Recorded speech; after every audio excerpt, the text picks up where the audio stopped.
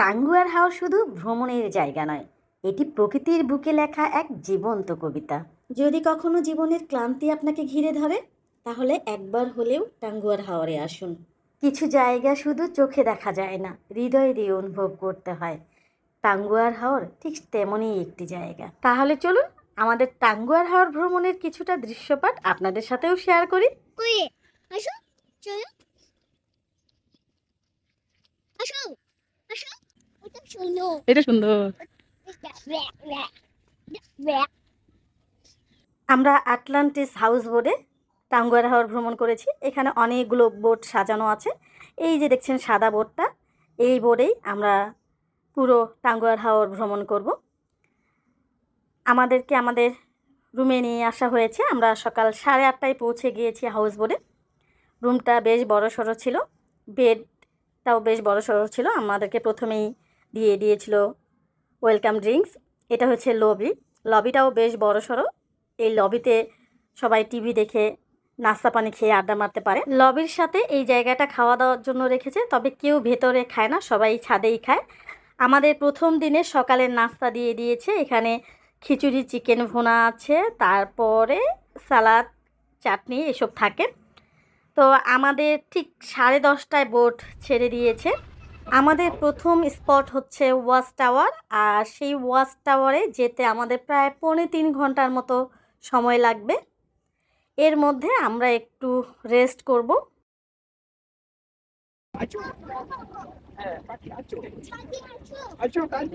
Watch টাওয়ারের কাছাকাছি চলে এসেছি। আর ওয়াচ টাওয়ারে কিন্তু এখন আর হাউস বোটগুলো যেতে দেয় না, বেশ দূরে হাউস বোটগুলো রাখে।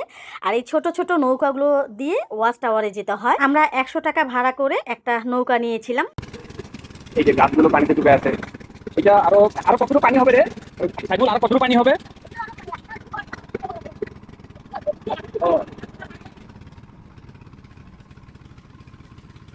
অসাধারণ।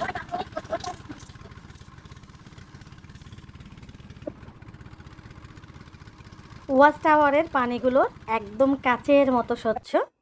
এইখানে অনেকে গোসল করে। আমার মেয়ে এবং মেয়ের বাবাও এখানে নেমেছিল, কিন্তু আমি নামিনি, আমি নৌকার উপরেই বসেছিলাম। নিচে ভিজে উপরে উঠছি।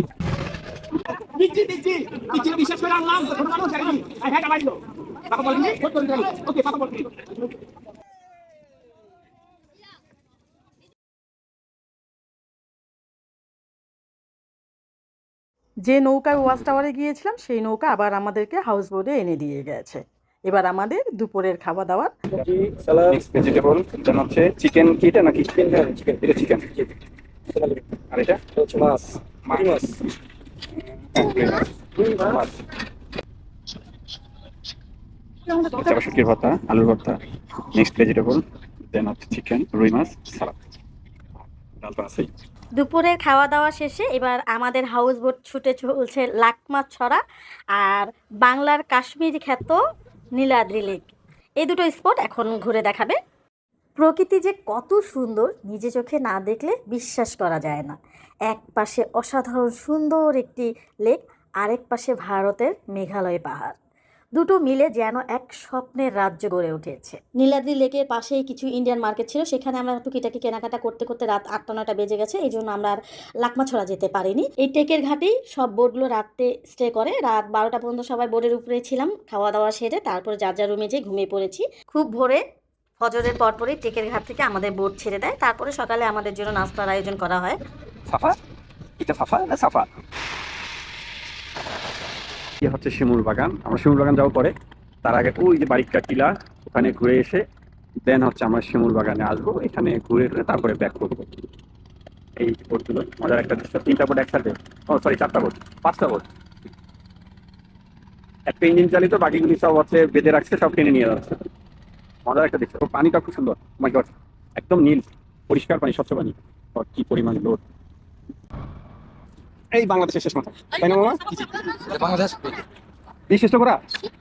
ও আচ্ছা, এই যে বাংলাদেশ, পাশে নিঃসন্দেহে ইন্ডিয়া। আমরা বোট থেকে নেমে বাইক ভাড়া করে এই বারিকা টিলায় এসেছি। হেঁটেও আসা যায়, তবে আমাদের বাচ্চা ছিল বলে আমাদেরকে বাইক নিতে হয়েছে। জনপ্রতি 100 টাকা করে নিয়েছে। ঘোড়া, এটার নাম কি বলো তো? ঘোড়া কি? ঘোড়ার নাম বীর বাহাদুর। আর তোমার নাম কি? আশরাফুল, আচ্ছা। তুমি কি এটার নাম কি বলো তো মা? গুররা, ওকে গুররা। আর তুমি তো ইন্ডিয়া চলে আসছো রে, ইন্ডিয়ার ভিতরে মা। এই টাঙ্গুয়ার হাওড়ের হাউস বোটের দ্বিতীয় দিনের দুপুরে লাঞ্চ। হাওড়ের মাছ, টাকি মাছ, বাইং মাছ, মিক্সড ভেজিটেবল, চিকেন, আলুর ভর্তা, আর হচ্ছে সাদা ভাত। এই যে আমরা বাপ বেটি ঘোড়ার পিঠে শিমুল বাগানে। মাম্মি কই? মামি আছে, ওই যে মামি ওখানে, চাল মেরে ঘোড়া টিক টিক টিক। এখন আমরা চলে এসেছি শিমুল বাগানে। এখানে আসলে সবাই ফটোশ্যুট করার জন্যই ঢোকে। তো আমি বসেছিলাম, আমার মেয়ে আর মেয়ের বাবা ঘোড়ার উপরে উঠে পুরো শিমুল বাগান ঘুরে দেখেছে। আমি ঘোড়ার উপরে উঠিনি, আমার একটু ভয় লাগছিল। আর এইখানেই আমাদের বোটটা একটা বিপদের সম্মুখীন হয়েছিল। লাইটটা একটু লাগতে পারে, লাইটটা একটু লাগতে পারে।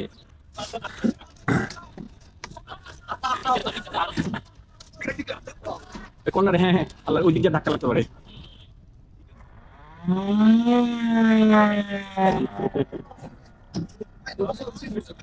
হ্যাঁ গেছে গেছে, ওই পাশে লাগে যাবো তো, এই জন্য আসলে। হ্যাঁ ঠিক আছে,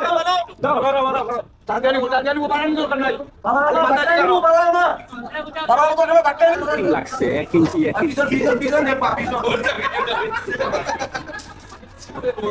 আমি ব্রিজ পার হচ্ছি না, ব্রিজ আমার পার হচ্ছে।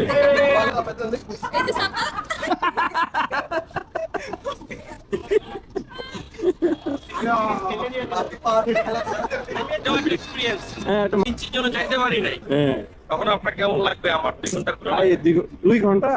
আমি তো আরো বলতেছিলাম যে 40-45 মিনিট। আরো 2 মিনিট দিতে হয়ে যায়। আমার তেল খাওয়ার সমস্যা না, আপনার বাস ধরতে হবে 2 ঘন্টা করে লাগবে। অনেক সময়, অনেক সময়। এবার জাদুকাটা নদীতে সবাই গোসল করবে। এইখানে বোটগুলো এসে 1 ঘন্টার মতন থাকে, যাতে করে তাদের গেস্টরা জাদুকাটা নদীর স্বচ্ছ পরিষ্কার পানিতে গোসল করতে পারে। আমার মেয়ে আর মেয়ের বাবা তারাও নদীতে গোসল করেছে। তারা পানি পেলেই নেমে পড়ে, এই আর কি। তো গোসল সেরে তারপরে ভেতরে, রুমের ভেতরে যেয়ে আবার ওয়াশরুমে যেয়ে আবার ভালোভাবে গোসল করতে হয়। গোসল সেরে দুপুরের খাবার সেরে এখন বোট আমাদেরকে যেখান থেকে নিয়ে এসেছে ঠিক সেইখানেই বোট আবার আমাদেরকে পৌঁছে দিবে। সেই উদ্দেশ্যেই বোট এখন রওনা দিয়েছে।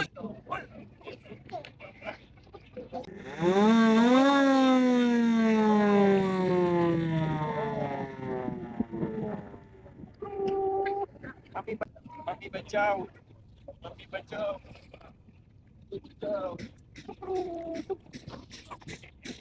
ওকে, পুরো বিকেলটাই আমরা সবাই ছাদের উপরেই ছিলাম। এর মধ্যে আমাদের সন্ধ্যার নাস্তা, তারপরে চা, কফি, এগুলো তো আনলিমিটেড থাকেই।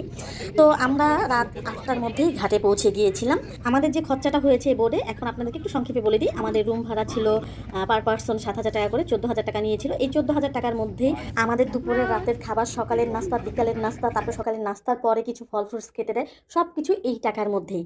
এখানে কিন্তু খাওয়া দাওয়ার কোনো সমস্যা হয় না। এই 14,000 টাকা বাদ দিয়েও আমাদের বাড়তি 3 থেকে 4,000 টাকা আরও খরচা গেছে। আপনারা চাইলে এই সময়টাতে, এই বর্ষার সময় আপনারা টাঙ্গুয়ার হাওর ভ্রমণ করতে পারেন।